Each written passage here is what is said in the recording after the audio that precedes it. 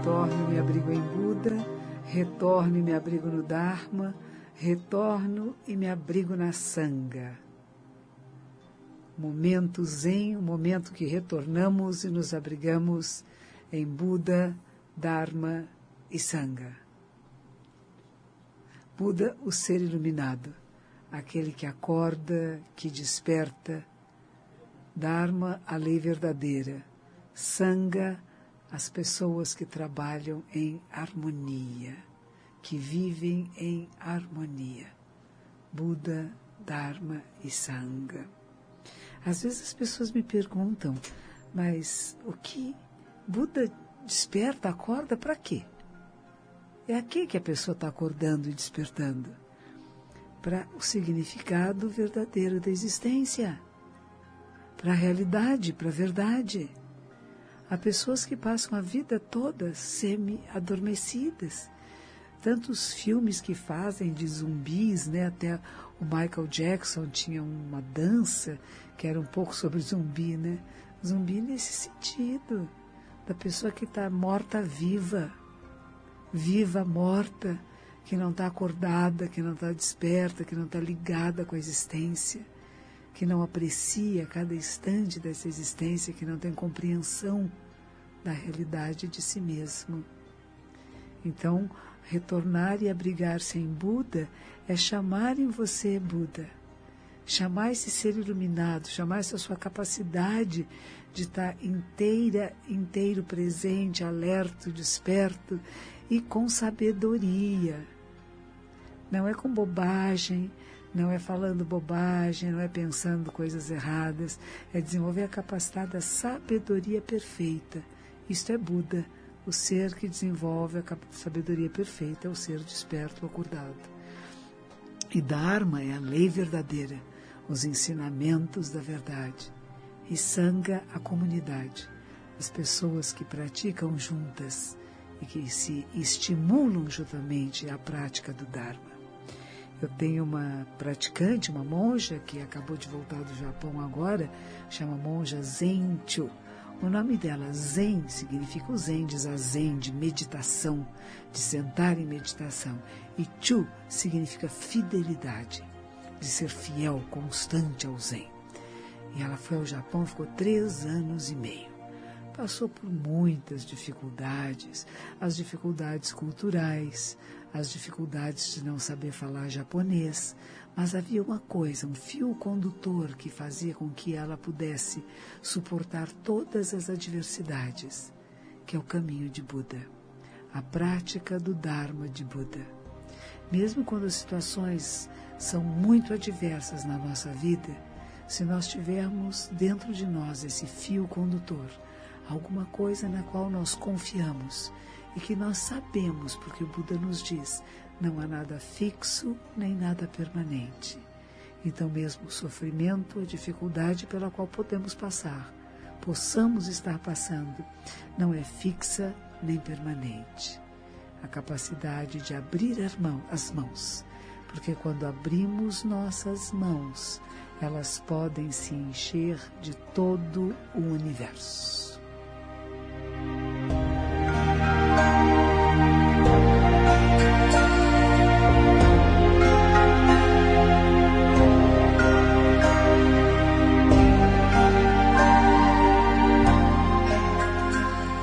Buda, Dharma e Sangha, as 3 joias funcionam juntas, interligadas, interconectadas. E quando nós percebemos essa maravilha que é os ensinamentos de todas as tradições espirituais, eu tenho mais conhecimento dos ensinamentos Zen, que são os ensinamentos de Shakyamuni Buda, mas todas as grandes tradições espirituais têm ensinamentos maravilhosos, mas é preciso pôr em prática na nossa vida. Não há uma coisa separada que é o ensinamento e outra que é a nossa vida. Nós somos e temos que absorver em nosso corpo, na nossa voz, no nosso pensamento, os ensinamentos sagrados. Senão nós vamos ficar carregando livros que nem entendemos direito. É preciso entender na experiência do nosso dia a dia. Às vezes temos que correr, atender 2, 3 coisas ao mesmo tempo, Olha que gostoso. E você pensar, puxa, eu tenho condição e capacidade, que bom. E eu agradeço. Às vezes a gente reclama. Aí quando você percebe que a mente está entrando no estado de reclamação, você volta a dizer, nossa, eu posso apreciar esse momento. Difícil, complicado. Eu gosto da história, havia um samurai chamado Musashi. Ele era muito hábil, com 2 espadas. Quando ele era jovem, era briguento, vivia provocando as pessoas. E, finalmente, ele foi preso, foi pego, ia ser condenado à morte.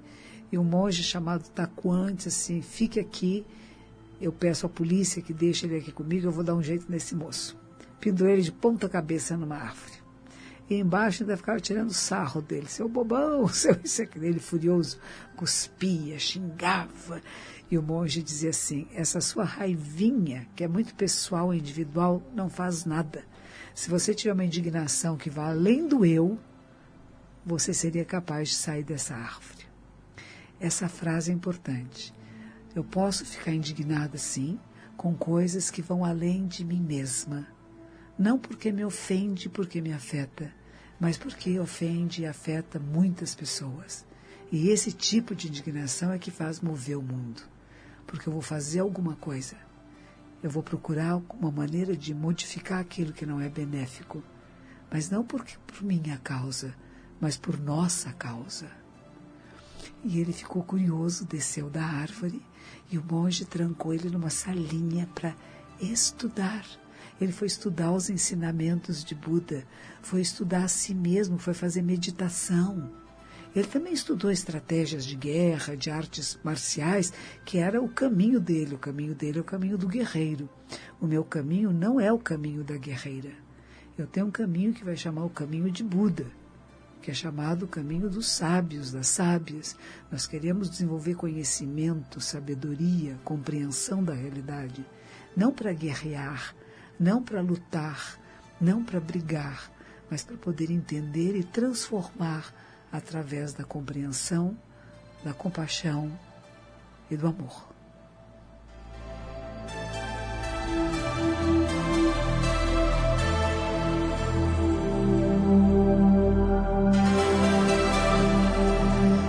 Ontem fui visitar um centro espiritualista que fica lá na Zona Leste, perto do Tatuapé. Um menino muito bonito chamado Guilherme que me convidou. E a casa estava cheia. E quando eu cheguei, as pessoas que trabalham na casa, todas vestidas de branco, muito alegres. E os convidados todos, todo mundo ria tanto. Falei, ai, que lugar gostoso de vir. Não é bom você entrar num lugar onde há alegria, as pessoas estão contentes. Achei a recepção muito, muito gostosa. Eles tinham várias imagens de Buda junto com Jesus, com outras imagens também de várias tradições espirituais, as quais eles respeitam e reverenciam, vários gurus, alguns muito conhecidos meus, Paramahansa Yogananda Jida, Self-Realization Fellowship, que era um monge indiano, né? Foi o primeiro livro budista que eu li. Ele não era nem budista, ele é de uma ordem indiana, né? Que vai trabalhar o que chama de Kriya Yoga, o yoga da pureza, que purifica o corpo e a mente, por dentro e por fora. O nome dele era Paramahansa, eu não sei o que quer dizer. Yogananda Ji. Ji quer dizer professor, é um respeito que se dá.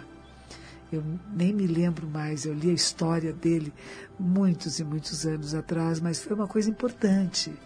Teve outro livro muito importante na minha vida, que chamava Assim Falou Zaratustra, do Nietzsche. Foi muito importante quando eu li. Eu não me lembro mais. Não é interessante? Eu li outros livros muito interessantes, do Bhagavad Gita. Foi muito importante quando eu li. Então, teve vários livros na minha vida que eles me influenciaram na maneira de eu ser, de eu pensar, de eu me relacionar com o mundo. Mesmo que eu não me lembre detalhes do livro, eles ajudaram na minha formação como ser humano. E é isso importante. Não é apenas que eu decoro frases, mas essas frases e os livros que nós lemos, eles devem ser importantes no processo de formação do nosso olhar para o mundo. Não é só para divertimento. claro que a gente precisa de alegria, de coisas para brincadeiras, de leveza, mas é preciso o conhecimento. E o conhecimento pode adentrar com leveza, ele não precisa ser uma coisa pesada. Não precisa uma pessoa, por coisa falar, tem que estudar religião, que coisa chata, tem que estudar budismo, que chatice. Não, você não tem que estudar budismo, você tem que praticar o caminho de Buda, que é o caminho do seu eu verdadeiro, de você, ser humano iluminado, você cheia de luz, você pleno de luz, pleno de sabedoria.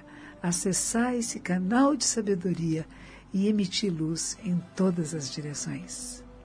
Por isso eu venho aqui, por isso eu estimulo você a me telefonar. 3016-1764, 3016-1765.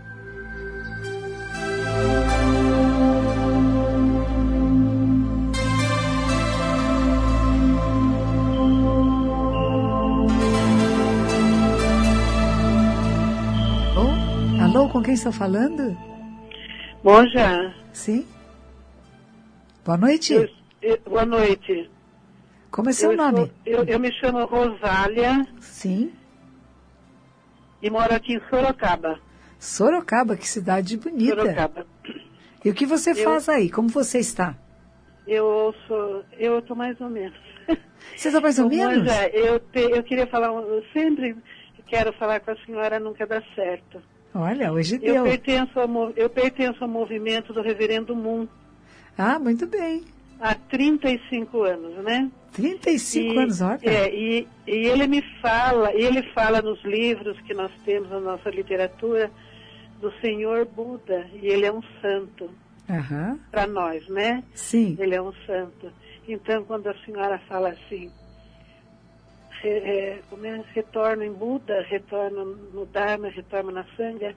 Para mim parece uma coisa tão natural, me faz um bem tremendo. Ah, que bom! É isso mesmo, porque a gente volta àquilo que é o nosso estado puro e verdadeiro, que é um estado de santidade, porque é saúde. Veja a palavra santa, né? Saúde física, mental, social. E nós temos que praticar Buda. Olha que coisa, praticar Buda, praticar essa mente santa, essa mente iluminada. Sim. Na fala, da maneira que a gente fala com as pessoas, as palavras que a gente escolhe, da maneira que age, que pega em objetos, que toca as pessoas. Sim. Tem que ser muito gentil, né? Não pode ir pondo a mão nas pessoas, tocando assim, invadindo a sua pele, que é a sua privacidade, a sua sensibilidade, né? E ao mesmo tempo como que pensamos, porque aquilo que nós pensamos é transmitido aos outros. Eu tenho assim ouvido sempre, desde que a senhora começou na Mundial. Sim. E tem me feito muito bem. Todas as suas preleções me fazem muito bem, me fazem pensar, mas não é só pensar, né? Ter a vontade também de mudar e de procurar esse caminho, né? Mas esse caminho, então, esse caminho está em você. Fique alguns momentos em silêncio durante o dia. Quando alguma coisa te incomodar de alguma forma, você sente quietinha num canto, endireita as costas e respira. Percebe como é que está a sua respiração. Faz respiração consciente, é o princípio do estado meditativo e do caminho de Buda. E aí responde ao mundo, não reage. Não reagir, mas responder, escolher a sua resposta é treino. Sim. Eu espero, Rosália, que você se torne muito, esse caminho de Buda. A sua paciência, agradeço aquilo que passa para a gente, eu quero agradecer muito, que Deus a abençoe muito. Agradeço a você, gratidão profunda. Obrigada.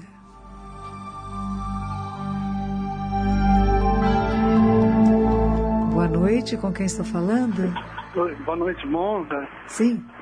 A senhora está me ouvindo bem? Estou te ouvindo. Eu estava dentro do ônibus, eu desci para poder falar com a senhora, tudo bem? Tudo bem, muito obrigada. Eu estava dentro do ônibus, eu falei assim, eu vou ter que descer, senão não vou conseguir falar com ela.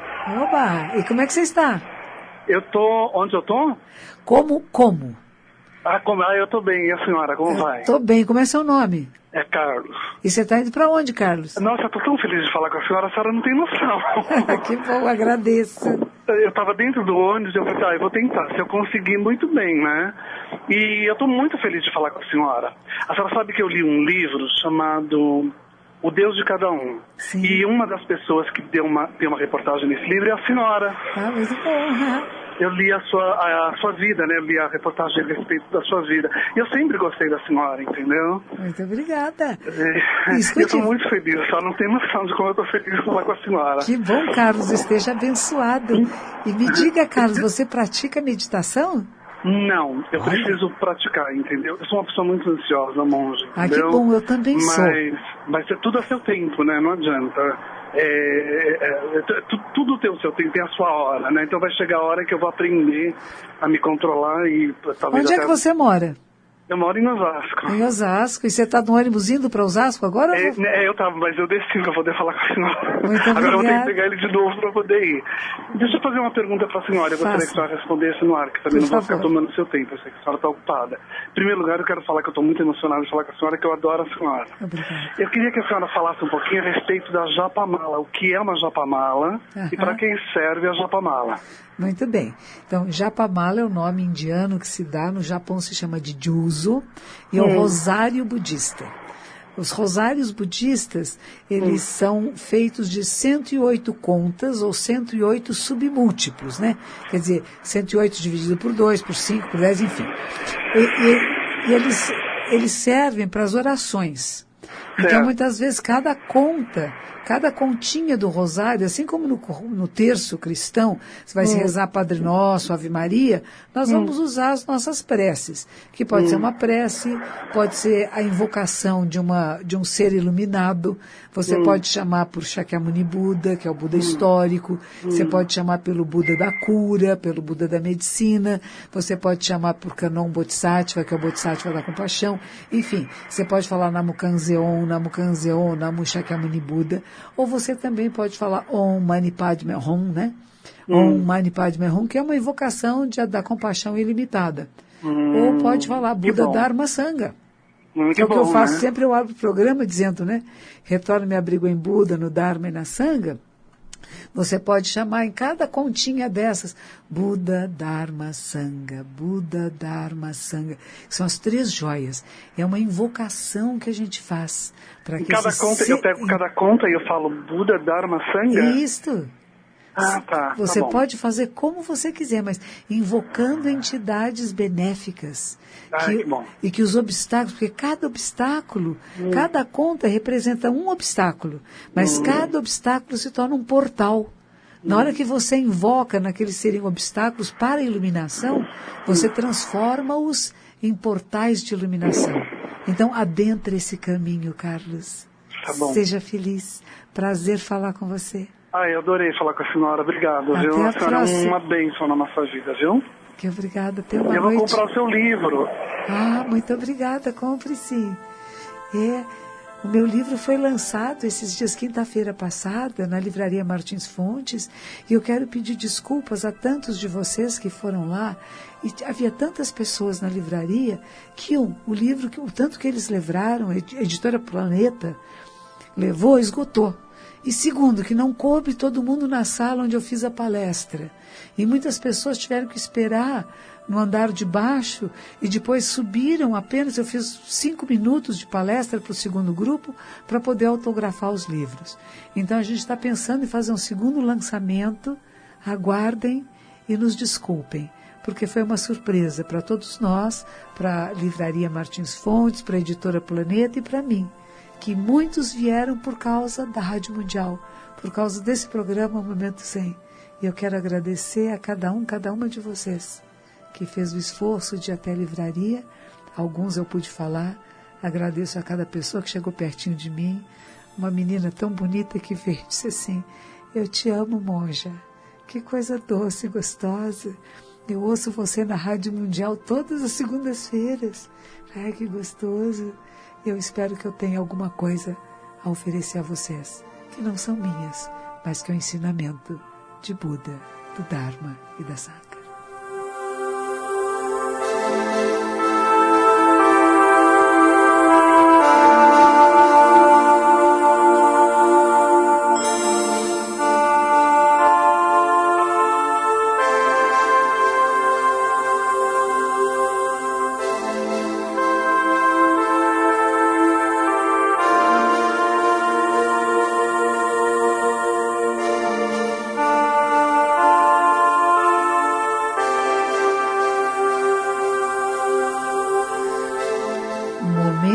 zen. É um momento em que você pode ficar zen, em que você pode parar todas as perturbações da mente. É por alguns instantes só. Em vez de você ficar pensando nisto, naquilo que aconteceu, o que deixou de acontecer, você pode respirar conscientemente e apreciar esta extraordinária manifestação de ser humano iluminado que você é. Você é um ser iluminado. Aprecie, respire conscientemente, alegre-se. E quero compartilhar com vocês que o marido, o companheiro da minha neta, ele tem uma empresa que chama Mova Filmes, e ele fez uma gravação das minhas palestras às quintas-feiras no templo que fica no bairro do Pacaembu, aqui em São Paulo. É aberto a todos, quintas-feiras às 20 horas. E ele gravou algumas dessas palestras e ele está colocando na internet. Então, se você quiser ver a minha carinha na internet, você pode procurar nesse Mova Filmes. E você vai ver a uma hora de palestra que vai estar dividida em alguns blocos. Se não der para assistir tudo de uma vez, 1 hora é muito tempo, né? Mas você pode ver 5 minutos aqui, 5 minutos lá, e quem sabe possa ajudar você nessa caminhada. Neste caminhada em que todos caminhamos juntos.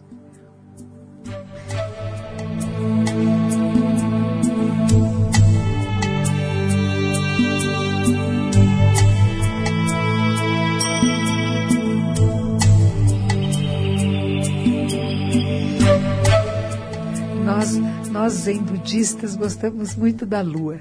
A gente está sempre se relacionando com a lua. Ela é simbólico da iluminação perfeita, né? E a gente fala, a lua que tem uma nuvenzinha passando, ela é mais iluminada do que a nuvem que não tem nada. Mas tanto na lua cheia quanto na lua nova, são noites em que fazemos o arrependimento, uma verificação do nosso comportamento, dos nossos pensamentos, para que haja purificação. A lua nos purifica com a sua luz. E a falta da lua, a ausência de ver a lua, significa que tudo está iluminado, tudo está na mesma sintonia. É muito bonito isto. E a Mova Filmes está lançando as minhas palestras na lua cheia e na lua nova. Tivemos na lua cheia, que foi a última quinta-feira, então daqui a 15 dias tem a lua nova e você pode assistir mais uma palestra. Mas o mais importante do que ouvir palestras é você ouvir a si mesma, a si mesmo. Ouvir a essência do ser, o seu coração, que é o coração Buda.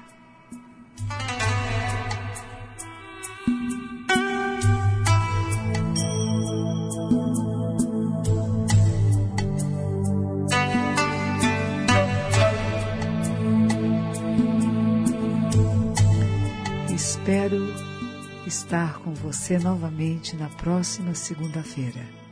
Que os méritos de nossa prática se estendam a todos os seres e que possamos nos tornar o caminho iluminado.